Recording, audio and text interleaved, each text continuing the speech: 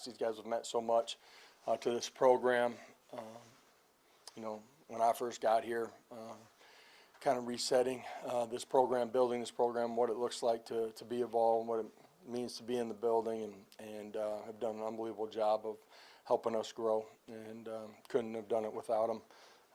Great leaders, great players, most of all great men, and just it's a great group. So I'll open it up for questions. Start with Rob here on the left.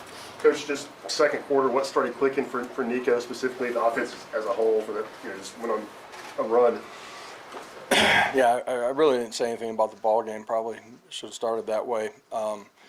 Like defensively, just gave up a few plays, some yardage, but played really well from the jump. Offensively, just a little bit off in some ordinary, simple things, and you know, that's quarterback. It was offensive line, a couple of our targets, and you know, a couple of those drives were starting, you know, inside the 10-yard line too, and so it's a little bit different than being in the normal field. But once they just settled in and did ordinary things, which you guys hear me say all the time, but once we started doing the everyday things consistently, all 11, had a really good day. Created explosive plays. We're efficient in the run game. Created some explosive plays there too, and you know, efficient in the red zone. So proud of that. Just settling into the ball game after not our best start. David, then Austin. Josh, you always talk about controlling what you can control, which you did out here, but there were some other things that happened this afternoon that really worked in your favor too. Have you talked about that? Did you just talk about that with your team? And what were those things? I don't know. Ole Miss got beat, so that's their third loss, and Indiana got clobbered at Ohio State. I said it. There's a lot of football left to be played. You know, we've seen it. We've lived it. Both sides of it. Like, it's about controlling yourself and preparing and going and playing good on Saturdays. And I'm proud of the way we handled this week.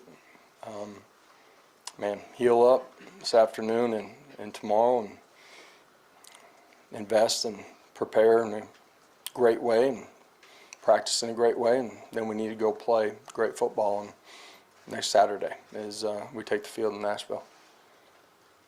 Special teams, you all really thrived today. Boo just seems like he's changed the punt return game for you guys, and then Jackson Ross had a couple of really good ones. Just what's been the difference the last few weeks? And once you got Boo in there, do you feel like that's kind of sparked that unit?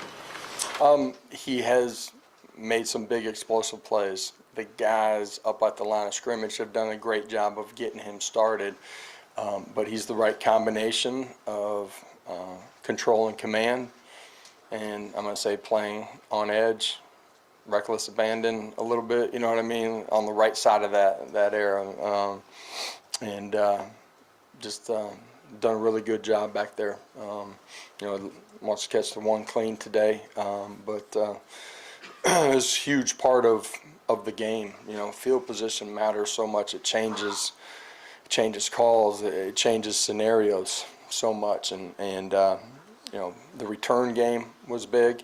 You know, the one kick return we had, thought the guys up front did a really good job. Peyton did. Obviously, Boo, explosive plays, and then you know, our cover units in particular, punt, did an elite job of pinning them, and Turbo just, you know, banging it out of the back of the end zone, something you don't take for granted. Up front with Adam and Patrick. Josh, back to the playoff picture. It sets up a Vanderbilt game where we think win and you're in, lose and you're out. How do you, as a competitor, like big stakes in a game like that in the season? The better you play, the more you win, the bigger the games get. Doesn't matter. So, you know, for us, this is the next step in our journey. Laser focused, how we prepare, how we practice, get ready to go play. And you're going to have to play well. And you need to play well in all three phases in this one. Josh Brew didn't have a touchdown before coming into this game. Gets two today. What's that like for him in his final? Yeah, you know, we've just been a little bit off on some opportunities, you know, quarterback in him. And it was great to just see him get those opportunities, take advantage of it. But man, special to see him finish it out that way today on senior day. You know, he's meant so much to us and to this program and to me. On that, Josh, I was going to ask about Brew too. How has he handled sort of this season? I mean, it's a guy who had a bunch of yards a couple years ago, had some injuries, some stuff. How has he kind of battled through the season of not having the numbers maybe he wanted? Man, like, Brew's one of the greatest team guys I've ever been around. Like, will do anything for anyone, will play without the ball in his hands as hard as anybody I've been around. Takes great pride in that.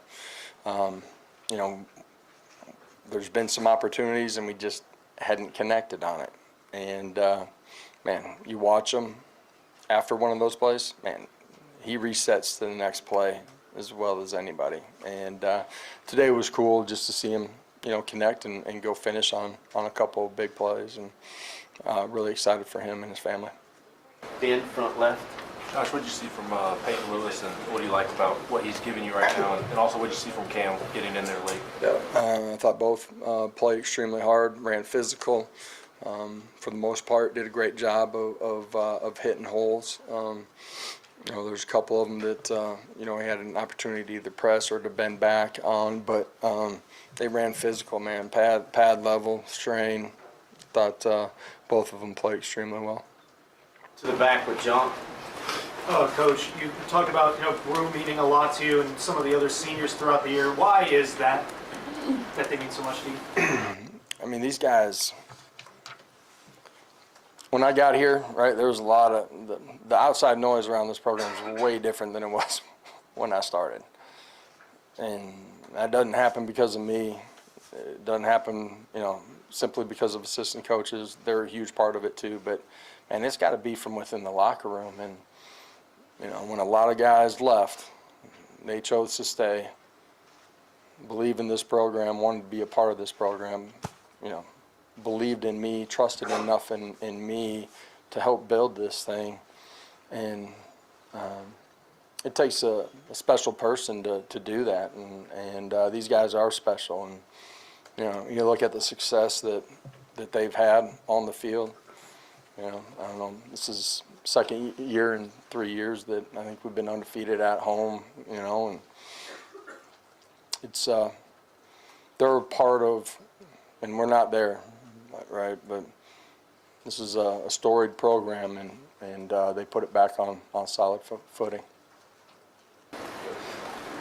Questions? Finish here in the middle. Yeah, just real quick, Coach. I haven't seen the participation report, but you got a lot of guys in the game.